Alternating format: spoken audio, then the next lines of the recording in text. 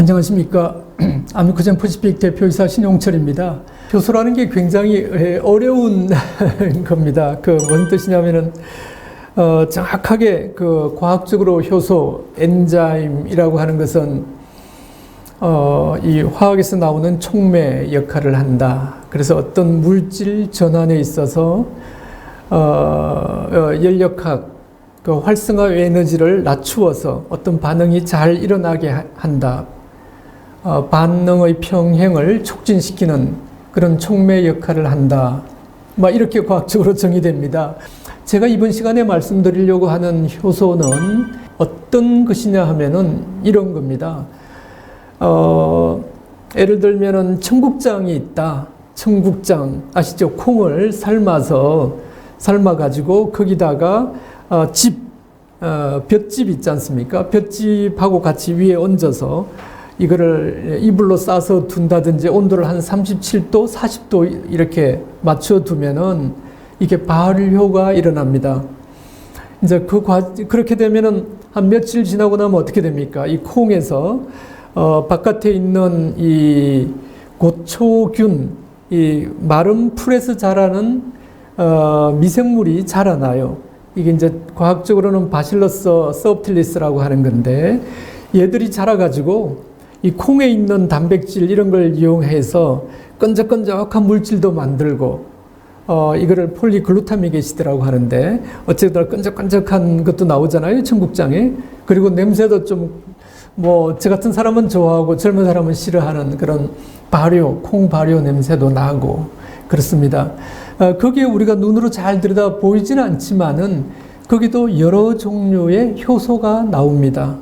그래서, 우리가 일본에서는 나또라고 하죠. 한국에서는 청국장인데 청국장을 띄워서 우리는 이거를 이제 된장국처럼 끓여서 먹는 게 청국장이잖아, 그죠? 그러면 이제 여기 여러 가지 미생물이나 이런 것 효소가 있는데 효소는 죽게 됩니다. 이런 고초균이라고 하는 미생물이 이 청국장을 만들 때 여러 가지 효소를 내서 콩 단백질도 분해하고 막 그래요. 전분도 분해하고 이렇게 되는데, 이런 효소가 많이 나옵니다. 여러분 아시겠지만은, 나또 키나제다. 일본은 나또를 그냥 생글로 밥에다 비벼 먹습니다. 먹어서. 이거를 된장국처럼 끓여 먹진 않아요. 그러면 이제, 아까 말한 끈적끈적한 성분도 있고, 콩도 있고, 이 고초균이라고 하는 미생물도 있고 또 여러 가지 효소도 살아있는 상태로 먹습니다. 이걸 나또라고 하죠, 그죠? 그래서 여러분 아마 들어보셨을 거예요. 나또키나제, NAS이라고 하는 아제 이런 것들은 효소에 붙이는 이름입니다. 나또키나제, 나또에서 나오는 효소다 이렇게 생각하면 돼요. 그래서 이 나또키나제라 이런 것들은 이 혈관 내에 혈전, 피가 굳어지는 현상이 생기거든요. 그를 분해시켜 줍니다. 그래서 혈관을 깨끗하게 청소해 준다 해서 아마 오래전부터 일본에서 사용되어 왔고 전 세계적으로 이제 나토키나제는 유명한 건강식품 소재가 되었습니다. 제가 말씀드리는 거는 이제 이런 어떤 식물 추출물이 아니라 우리가 전통 발효에서도 실제 서양에서 말하는 자연과학에서 말하는 효소가 있는 제품들이 있었다. 청국장, 된장, 이런 데 다 그렇습니다. 그리고 곡물을 발효한 여러 가지들이 써왔어요. 주로 이제 콩 종류가 많고요. 그랬습니다. 그런데 우리가 먹는 이런 효소가 우리 인간의 건강에 어떻게 영향을 미치는지는 연구가 많이 되어 있지 않아요. 청국장에 있는 폴리글루타믹 애시드, 끈적끈적한 물질 이런 것들은 여러 가지 기능 연구가 되어 있고 콩의 단백질은 어떤 기능이 있는지에 관한 연구 이런 것들은 많이 되어 있어요. 그런데 이제 효소 연구는 잘 안 되어 있습니다.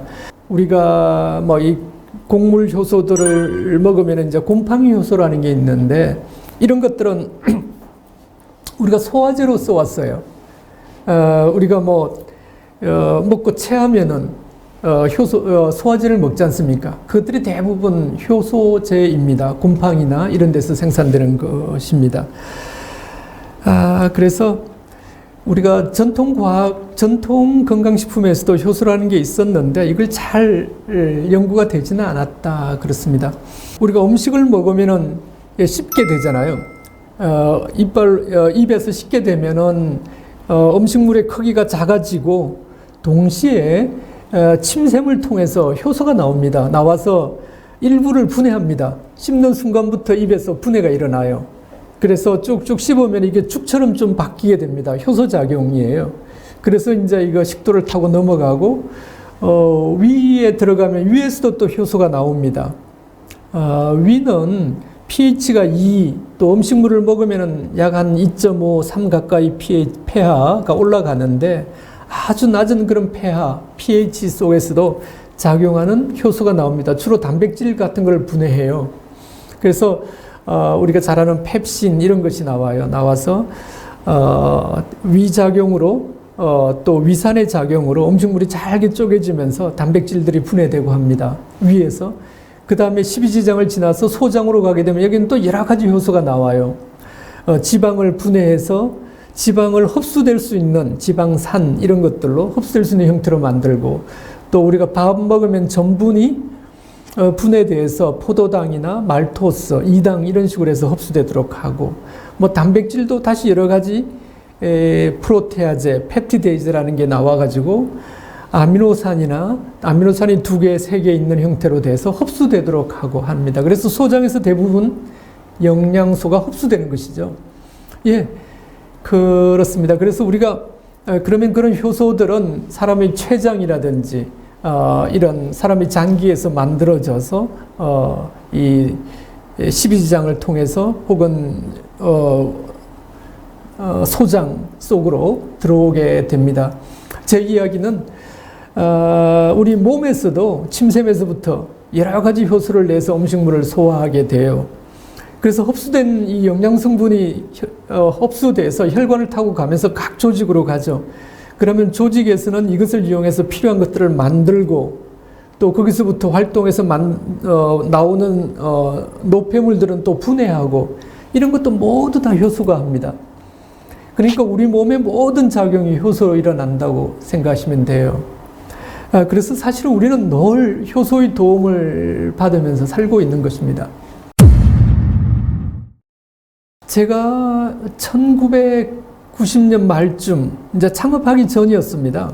한 20몇 년, 22, 3년 전에, 제가 그때는 대학 교수였죠. 어떤 분이 찾아와서 이 효소 제품을 개발해 달라고 하는 겁니다. 그래서 뭔가요? 이야기를 들어봤더니 이런 이야기였어요. 자기가 어떤 아주 중대한 병에 걸려가지고, 병원에서도 포기했다. 그런데 이제 민간요법을 찾다 보니까 이런 효소를 먹으면 건강을 회복할 수 있다라는 말을 들었다는 거예요. 그래서 실제 그대로 만들어가지고 먹었는데 나았다는 겁니다. 완쾌를. 그래서 그때 그분이 와서 야, 정말 놀라운 이 효소 제품을 만들어 달라. 그래서 이걸 한번 사업을 해보자 그랬습니다. 그랬을 때 제가 그랬습니다. 이 곡물에다가 이런 곰팡이나 이런 미생물을 발효시켜 가지고 효소를 만들어 먹는다는 게, 그리고 또 만들어서 이런 어마어마한 질병이 낫는다는 게, 이건 사실이 아닙니다. 이건 틀렸습니다. 이거는 그냥 당신이 믿는 미신이고, 또 이거는 과학이 아닙니다라고 했어요. 그래서 저는 못하겠습니다라고 했습니다. 한 23년 전의 일입니다. 그래서 저는 이 효소를 먹는다는 게 소화효소 이상은 없을 거다. 뭐 그게 어떤 중요한 질병이나 여러 가지 생활습관병을 낫게 한다는 것은 상상이 되지 않았습니다. 그 당시는. 지금 생각해 보면은 제가 한 23년 전에 혹은 한 11년 전에 했던 우리가 먹는 효소가 사람한테 어떤 건강에 영향을 줄 건가, 그렇지 않을 거다, 크게 의미가 없을 거다라고 했던 것은 제가 진짜 무식하고 제가 잘 알지도 못하면서 떠들었던 가벼운 과학자의 행동이었던 것 같습니다. 그래서 저희들이 이제 연구를 시작했습니다. 그래서 뭐 동물 실험, 1차 동물 실험 어떻게 인간한테 영향을 미칠지 모르니까 일단은 우리가 곡물 효소를 만들었습니다. 말하자면 현미라든지 뭐 이런 여러 가지 현미, 뭐 보리, 뭐 귀리 이런 것들 말이죠. 예, 또 콩, 대두 뭐 이런 몇 가지 곡물을 가지고 포자를 가지는 그런 유산균이 있어요. 전 세계적으로 많이 다 쓰는 그런 유산균을 접종해서 이 발효를 시킵니다. 이렇게 해서 이제 효소를 만들었어요. 효소가 상당히 많이 나오도록 만들어 가지고 이렇게 만든 이제 곡물 발효 효소죠. 이걸 가지고 이제 어떤 기능이 있을까? 아직 연구가 하나도 안 돼 있습니다. 그래서 이거를 지실험, 마우스나 생쥐나 이 큰 쥐를 대상으로 실험을 했어요. 쥐 실험을 할 때 이 비만쥐를 형성한 다음에 효소를 먹이는 실험을 했어요. 그랬을 때 어떤 현상이 일어나는가를 봤어요. 그랬더니 이게 구체적인 실험 데이터는 그렇습니다. 이 고지방 식이를 먹은 게 44g이 됐어요. 44g인데 이 효소를 조금 넣어서 먹인 거는 약 37g이 됐어요. 어마어마한 차이가 생긴 겁니다. 정상지는 한 34 정도, 35 정도 됩니다. 그러니까 정상 44 정도 되는 게 34, 44, 10 차이 나는데 이거는 37 정도 되는 거예요. 그러니까 효소를 먹임으로 해서 체중이 어마어마하게 떨어졌습니다. 오늘날 생활습관병 여러 가지 뭐 고혈압 뭐 여러 가지 이런 대사성 질환들이 비만에서 생기는데 효소가 부족하기 때문이 맞다 이런 생각을 이제 이 동물 실험 애척했었고 해보니까 그랬어요. 그래서 어떤 것이 변했는가를 봤습니다. 쥐 실험에서 보니까 이 대장에서 좋은 몸에 유익한 유산균 수가 늘어나요. 말하자면 고지방 식이를 하게 되면 어떤 현상이 일어나냐는 말이죠. 우리가 먹게 되면 많은 지방이 들어가니까 일부는 흡수되고 일부는 다 소화 안 되고 대장으로 가서 여기서 부패가 일어납니다. 말하자면 부패되면서 나쁜 미생물들 유해균이 막 자라는 거예요. 예. 그래서 여러분 많이 들었지 않습니까? 유산균, 나쁜 미생물이 있으면 그 중에서 살을 찌게 하는 유해균도 있다. 이런 거예요. 그래서 이렇게 비만으로 가는 유산균이 아니죠. 유해균 수도 늘어나고. 예, 그래서 이 마이크로비옴이라고 하죠. 그죠? 이 장내 유산균 균총 전체를 조사해 봤더니 나쁜 미생물 수가 막 늘어나는 거예요. 유해균이. 예, 고지방 식이를 하면요. 뭐 이게 알려진 겁니다. 거기다 우리 효소를 0.1% 이렇게 들어갔는데요. 이런 식이를 먹은 쥐들은 이게 유익균이 증가되고 유해균이 확 줄어들어요. 어마어마한 변화들이 나왔습니다. 정말 재밌습니다. 그리고 이 장내에서 그 독소들 양을 측정해 봤습니다. 독소량이 확 줄어듭니다. 여러 가지. 그리고 혈관 내의 독소, 혈관 내의 독소를 측정해 봤는데 그 양도 확 줄어들었습니다. 정말 재밌었습니다. 그래서 저희들이 그런 것들을 과학적인 결과를 가지고 있습니다. 그래서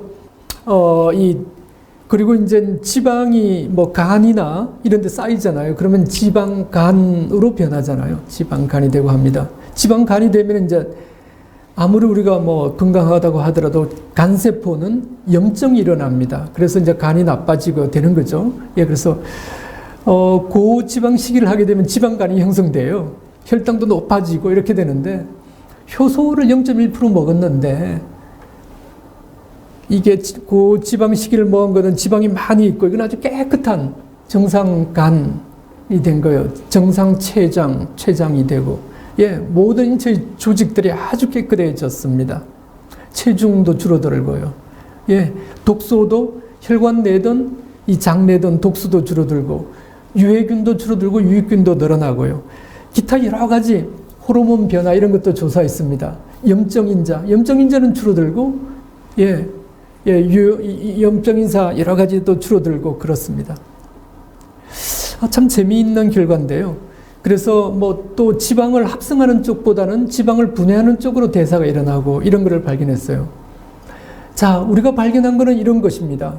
효소를 넣어서 먹게 되니까 그런 것들이 싹 다 정리가 돼서 정상화됐다라는 겁니다. 그런데 우리가 모르는 것은 이런 겁니다. 그럼 효소가 어떻게 작용을 했을까? 뭐 그런 부분 아직은 모릅니다. 예, 아직은 좀 더 연구를 해야 돼요. 그런데 우리가 동물 실험 결과로부터 이런 현상은 명확하게 확인을 했습니다. 정말 재미있는데요.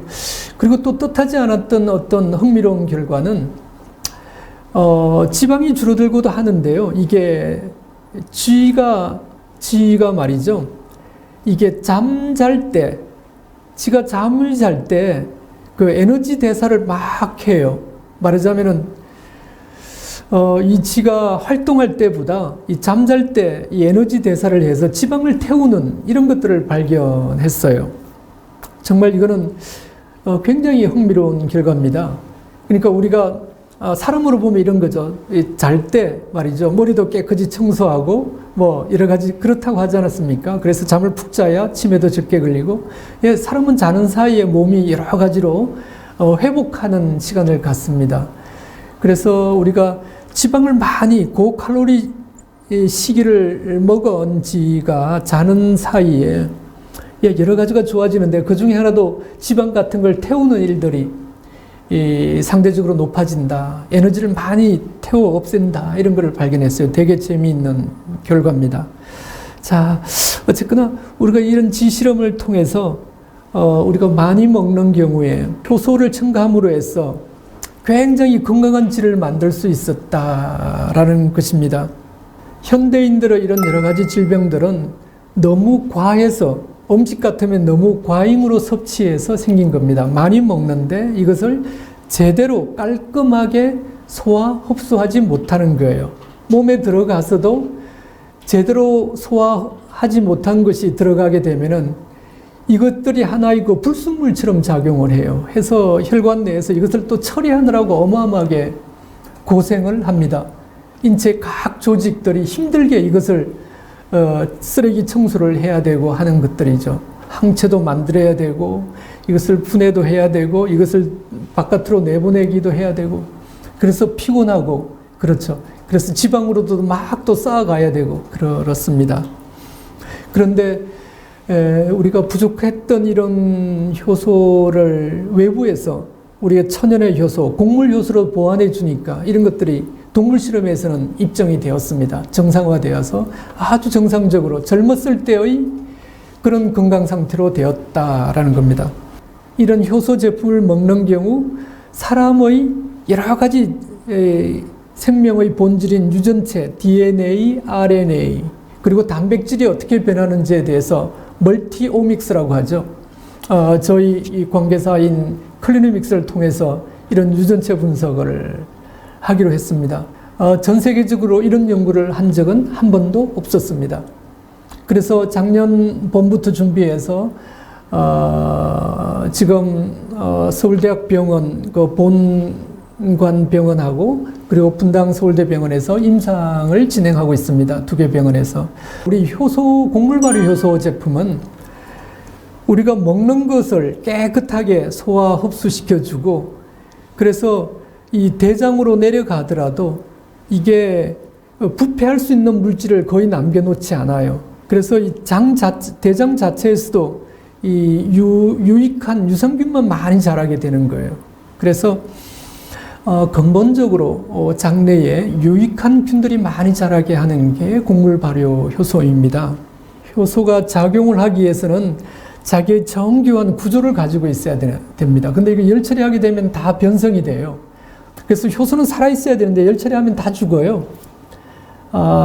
그렇습니다. 그래서 오늘날은 효소가 있는 식품을 많이 못 먹잖아요. 사실은. 예, 그래서 우리 현대인들은 이런 곡물 발효 효소라든지 이런 거를 먹어서 부족한 효소를 채워야 될 거라고 생각합니다.